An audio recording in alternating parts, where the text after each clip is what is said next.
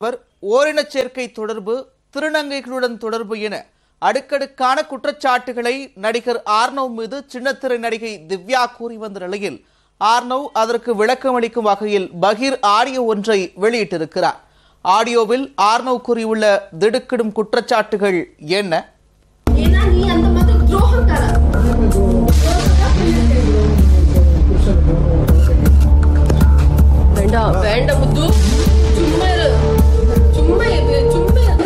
நீ உன்னோட சரின்னு சொல்றதுக்கு தப்பு மேல தப்பு பண்ணாத.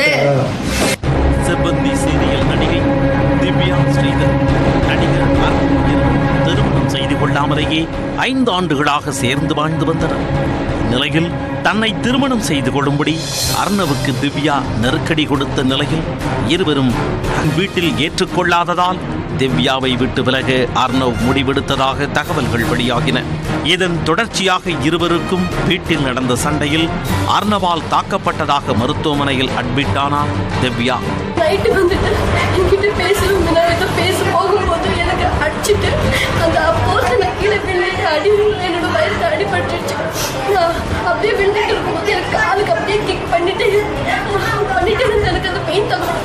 பிரச்சனை காவல் நிலையம் வரை செல்ல கைது செய்யப்பட்டார் அர்ணவ்.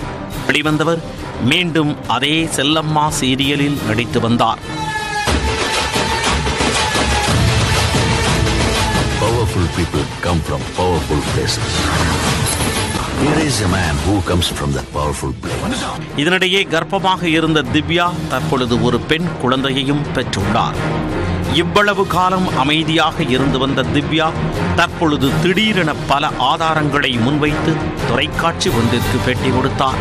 அந்த பேட்டியில் அர்ணவ் ஆண் பெண் திருநங்கை என பாராமல் பலரிடம் விதமான கதைகளை விட்டு பணம் பறித்து திருமணம் செய்து கொள்வதாக ஏமாற்றி கர்ப்பமாக்கி இருக்கிறார் என அடுக்கடுக்கான குற்றச்சாட்டுக்களை முன்வைத்தார். இலங்கையைச் சேர்ந்த பெண் ரசிகை ஒருவருடன் பழகி காதலித்து கர்ப்பமாக்கி அந்த பெண்ணை அர்ணவ் கைவிட்டு விட்டதாகவும் அதற்கு அர்ணவின் நண்பரே ஆதாரம் என்றும் திவ்யா குற்றம் சாட்டினார். மேலும் திருநங்கையுடன் தொடர்பில் இருந்ததாகவும் சிங்கப்பூரைச் சேர்ந்த ஜஸ்டின் என்ற இளைஞருடன் தகாத உறவில் இருந்ததாகவும் அந்த இளைஞர் தற்பொழுது தற்கொலை செய்து கொண்டதாகவும் சரமாரி குற்றச்சாட்டுக்களை கூறினார். இந்த குற்றச்சாட்டுகளுக்கு பதிலளிக்கும் வகையில் தற்பொழுது அர்ணவ் பதில் ஆடியோ ஒன்றை வெளியிட்டுள்ளார். அதில் திவ்யா குறித்த பல்வேறு தகவல்களை கூறியுள்ளார். திவ்யா தன்னுடன் வாழ்ந்து வந்த போதே சின்னத்திரை நடிகர் ஒருவருடன் ரகசிய தொடர்பில் இருந்ததாகவும் அதே நேரம் முன்னாள் கணவருடனும் தொடர்பில் இருந்ததாகவும் கூறியுள்ளார்.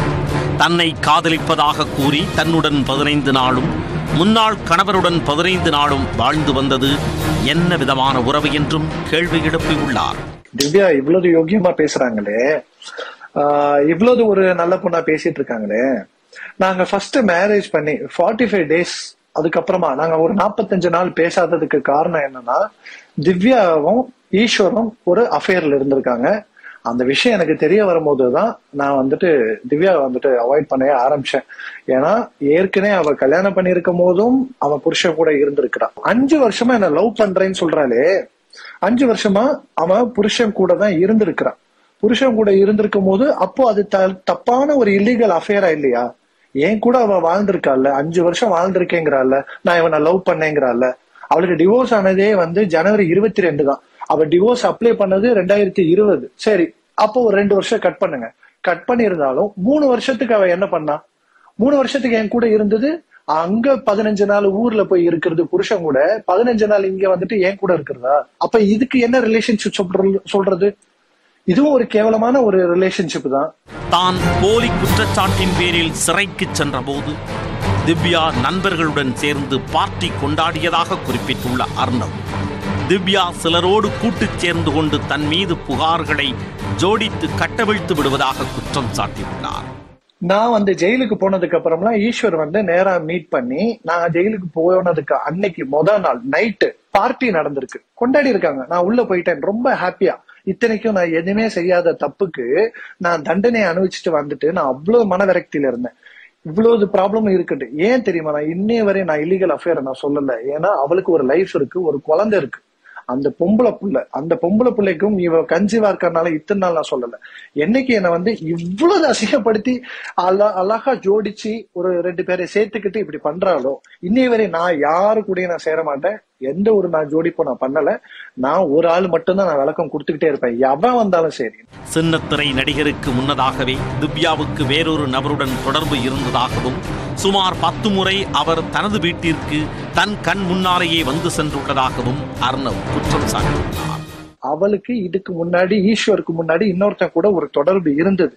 அந்த தொடர்பு வந்து போன ப்ராஜெக்டுக்கு அவ பண்ணும் போது அந்த 1 year கேப்ல அவங்க 2 பேருக்கு ரிலேஷன்ஷிப். அவன் ஒரு 10 வாட்டி வீட்டுக்கு வந்துட்டு போயிருக்கான். என் கண்ணுக்கு முன்னாடியே எனக்கு தெரியும். நான் இல்லாம இருக்கும் போதும் இப்ப வந்துட்டு போய்கிட்டு தான் இருக்காரு, அதுவும் எனக்கு தெரியும். அவனும் லீடு தான் பண்ணிட்டு இருக்கிறான். ஆனா அவன் பேரை நான் சொல்ல விரும்பல. எனக்கு எப்ப சூழ்நிலை வருதோ அந்த டைம்ல நான் அந்த விஷயத்த நான் சொல்றேன். முன்னாள் கணவர் தன்னை அடிக்கிறார், டார்ச்சர் செய்கிறார் என கூறி விவாகரத்து பெற்றது போலவே திவ்யா தன் மீதும் புகார்களை கூறி குற்றச்சாட்டுக்களை சுமத்தி வருவதாகவும் அர்ணவ் கூறிவிட்டார். ஃபர்ஸ்ட் அந்த ஹஸ்பண்ட் கூட, அதாவது டிவோர்ஸ் ஆச்சு அந்த 18 ஜனவரி 22 அன்னைக்கு பாத்தீங்கன்னா இவங்க வந்து அங்க பிரச்சனை போயிட்டு இருந்தது. அந்த டிவோர்ஸுக்கு ரீசன் அவங்க என்ன சொல்லியிருக்காங்கன்னா, என் புருஷனோட எனக்கு பிடிக்கல, எனக்கு வாழ பிடிக்கல. அப்போ அவங்க கேட்டிருக்காங்க எதனால வந்து நீங்க வாழ பிடிக்கலன்ட்டு. அப்போ மேடம் என்ன சொல்லியிருக்காங்க, என்ன அடிக்கிறான், எனக்கு வந்து டார்ச்சர் பண்றான். இதேதான் இப்ப இங்க நடந்துகிட்டு இருக்கு. அங்கேயும் அடிக்கிறான் பிடிக்கிறான்னு சொல்லிட்டு அவங்களுக்கு என்னன்னா பேக்கேஜ் மாதிரி, அவங்க கூட ஒரு 3 வருஷம், இங்க ஒரு 3 வருஷம், அடுத்து என்ன இளவு பண்ண போறாள் அது தெரியல. தான் ஜஸ்டின் என்பவருடன் ஓரின சேர்க்கையில் இருந்ததாகவும், அந்த ஜஸ்டின் தற்கொலை செய்து கொண்டதாகவும் கூறுவது பொய் என குறிப்பிட்ட அர்ணவ், சிங்கப்பூரை சேர்ந்த அந்த இளைஞர் ஜஸ்டின் உயிருடன் தான் இருக்கிறார் என விளக்கம் கொடுத்துள்ளார். ஜஸ்டின் என்ற பெயரில் திவ்யா காட்டும் போட்டோவில் இருப்பவர் ஜஸ்டினே இல்லை என்றும், அவர் இந்தியாவைச் சேர்ந்த மாடல் என்றும், அவரை விரைவில் தானே கண்டுபிடிப்பேன் என்றும் கூறியுள்ளார். இந்த ஜஸ்டின்ங்கிற பையன் செத்துட்டான்னு சொல்றாங்க. அவங்க ரிலேஷன் கூட எல்லாம் பேசுறோம்னு சொல்றாங்க. சிங்கப்பூர் பையன் பைலட்டு, அவன் செத்தானா டெத் சர்டிபிகேட் கொடுப்பாங்க. மொதல் விஷயம் என்ன சொல்றோம்னா, ஜஸ்டின்ங்கிற ஒரு கேரக்டர் இன்னைய வரை உயிரோட வாழ்ந்துட்டு தான் இருக்கிறான்.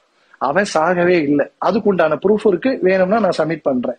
அதே மாதிரி அந்த போட்டோல இருக்கிற பையன் அவன் வந்து ஜஸ்டினே கிடையாது, அவன் இந்தியால இருக்கிற ஒரு மாடல்.